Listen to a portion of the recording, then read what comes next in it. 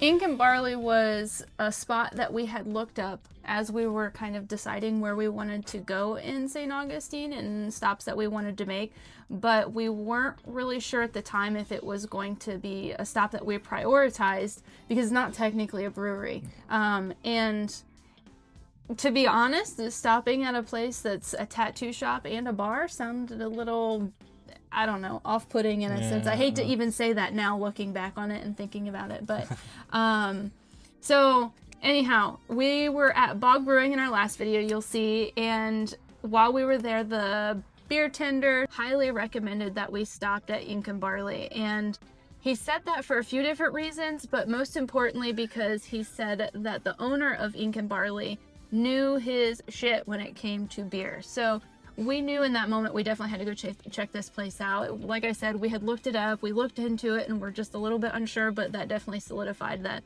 it was a stop that we had to make.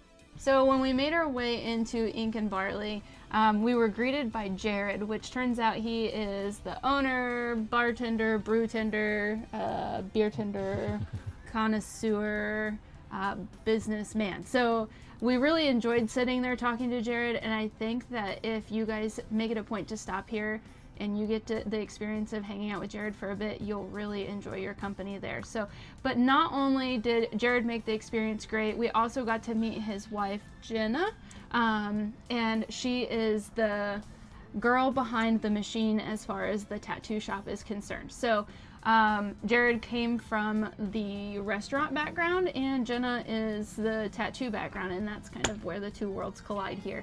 And you see this in every aspect of Ink and Barley, which is really cool.